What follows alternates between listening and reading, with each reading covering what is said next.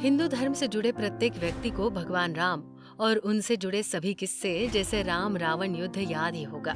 रावण का नाम तो आपने सुना ही होगा, क्योंकि प्रत्येक वर्ष दशहरे के दिन जगह जगह पर रावण के पुतले जो जलाए जाते हैं, तो उसके बारे में तो छोटे छोटे बच्चे भी जानते हैं कि वो एक दुराचारी व्यक्ति था।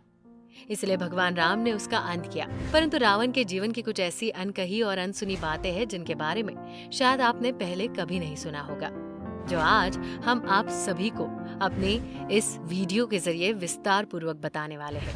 तो चलिए आरंभ करते हैं रावण के जीवन की छोटी सी मानसिक यात्रा को। लेकिन उससे पहले वीडियो को लाइक कर चैनल को सब्सक्राइब अवश्य कर दे। कौन था रावण? रावण कौन था? ये एक बहुत आसान सवाल है जिसका जवाब आप सबके पास होगा कि रावण लंका का राजा था।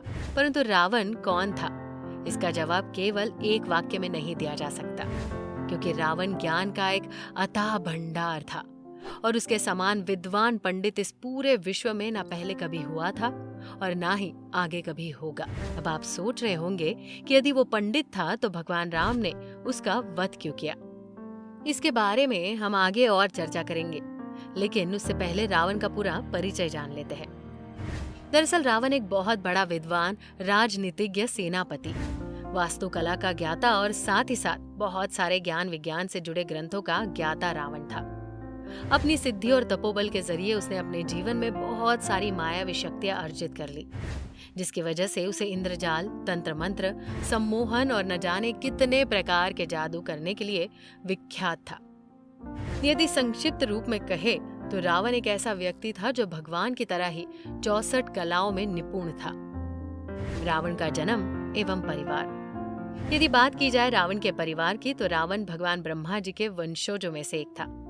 ब्रह्मा जी के कई सारे पुत्र थे, जिनमें से उनके 10वें पुत्र का नाम अनाम प्रजापति पुलत्स्य था। रावण के पिता ऋषि विश्रवा एक बहुत महान ज्ञानी पंडित है जो सदैव धर्म के रास्ते पर ही चलते थे। ब्रह्मा के वंशज होने के कारण रावण भगवान ब्रह्मा जी के पड़पोते थे।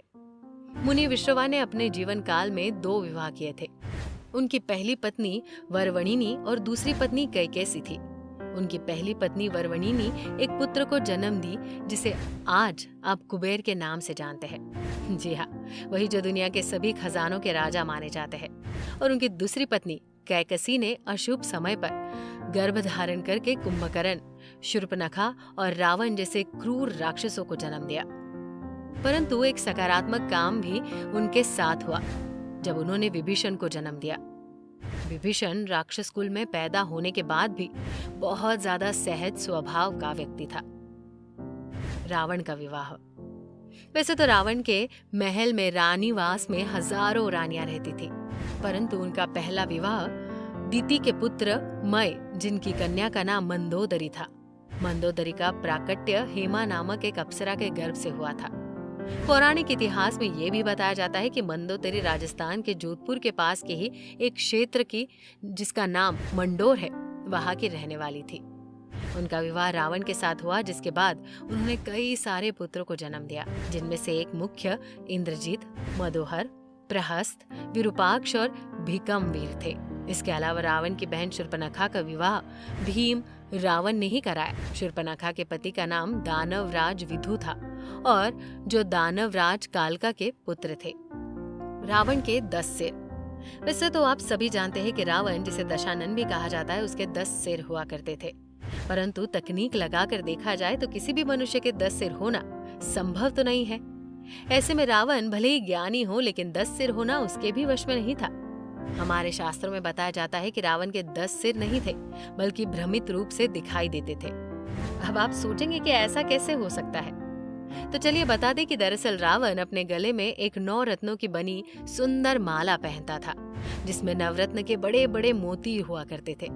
उनकी चमक इतनी ज्यादा तीव्र थी कि प्रत्येक हीरे में रावण का एक अलग सिर नजर आता था, जिसमें से देखने पर रावण का प्रत्यक्ष सिर और 9 अप्रत्यक्ष सिर भी साथ में नजर आते थे, जिसके चलते रावण खुद को दशानन कहलवाना बेहद पसंद करता था और उसके 10 सिरों का भय तीनों लोकों में छाया हुआ था। ऐसा भी कहा जाता है कि रावण एक मायावी व्यक्ति था, जिसके चलते वो अपने एक सिर के कट जाने पर दूसरा स्वतः ही प्रकट कर लिया करता था। रावण का जीवन नाभि में कैसे आया? आपको ये वाक्य तो पता होगा कि किस प्रकार भगवान राम ने रावण का वध किया। जी हाँ, जब युद्ध के दौरान भगवान राम रावण को नहीं मार पा रहे थे और लगातार रावण के युद्ध में मैदान में अपनी माया दिखाता जा रहा था, तब भगवान राम को चिंता होने लगी। तो विभीषण आगे आए और उन्होंने कहा कि भगवान रावण के प्राण उसके नाभि में एक अमृत कलश में रखे हुए हैं। यदि आप उसके नाभि पर वार करेंगे तभी रावण की मृत्यु हो पाएगी। पुराण में ऐसा कहा जाता है कि रावण अमर होना चाहता था, जिसके चलते उसने भगवान ब्रह्मा की वर्षों तक घोर तपस्या की, जिसके बाद ब्रह्मा ने उन्हें वरदान देते हुए उनका जीवन कलश उनकी नाभि में स्थित कर दी। इससे रावण अपनी इच्छा अनुसार अजरा अमर तो हो गया, परंतु ऐसा नहीं हो पाया कि उसकी मृत्यु नहीं होगी। तो दर्शकों, कैसे लगी आपको ये जानकारी? हमें कमेंट कर जरूर बताएं। साथ ही यदि आपको ये वीडियो पसंद आई हो तो वीडियो को लाइक कर चैनल को सब्सक्राइब जरूर कर दें। वीडियो में अंत तक बने रहने के लिए आपका धन्यवाद।